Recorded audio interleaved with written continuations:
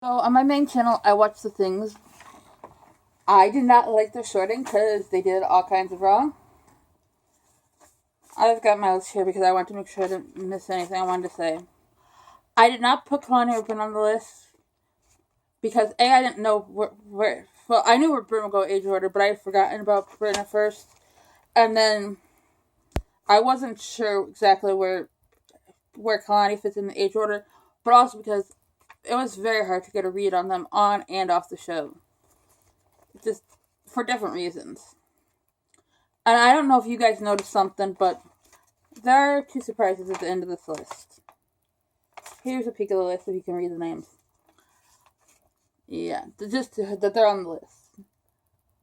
Big Peyton, classic mean Slytherin, Draco. And yes, she did really. And I am sorry if I offend you, but you all know it's the truth, whether you want to admit it or not. Hufflepuff, there's just nothing more to say. Brooke is Hufflepuff, so is Paige. There's just the same reason. There's nowhere else they fit, and they are relatively kind. Chloe Ravenclaw, she was known for her reading, still is. She loves it. I don't know if you guys are going to agree with this next one, Nia Hufflepuff, but I'm not thinking she's like the pushover kind of Hufflepuff. She's like the new or Cedric. I'm not reading exactly off my notes. I'm just using them to not lose track of what I'm saying. Of Hufflepuff, and she looks after the younger ones and really cares. And she is a very hard worker, which I have to put in my notes. She's not the most talented, but she definitely puts in the effort. Maddie. Oh, I know a bunch of you are trying to put her in Slytherin, but let's be honest, no. If you know the real Maddie, not the weird show portrayal, you know she gets a Gryffindor. You really know that she's like the Fred and George, the one who's might be a little pranky at times or a little goofy, but yeah. She is a Gryffindor. Kendall Hufflepuff, and I'm sorry, but she is. She's the kind that causes a lot of characters to call the house Duffers. That was in the book. J.K. Rowling wrote it. JoJo, what house did you put her in before I read the hers? I'd put her in Gryffindor because she is usually kind, but she's the Ron kind of Gryffindor, where she can be a little bit selfish. You know, she wants money and attention. And she's usually brave, but not always.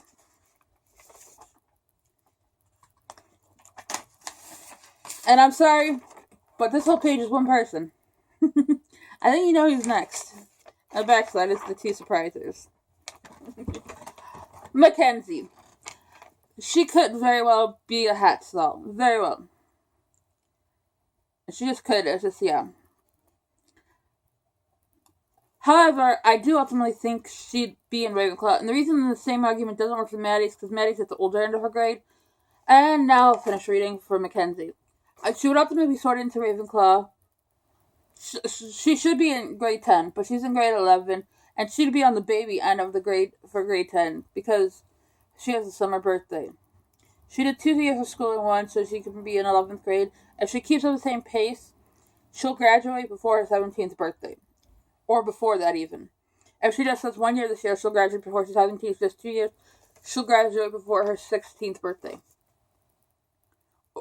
Or shortly after.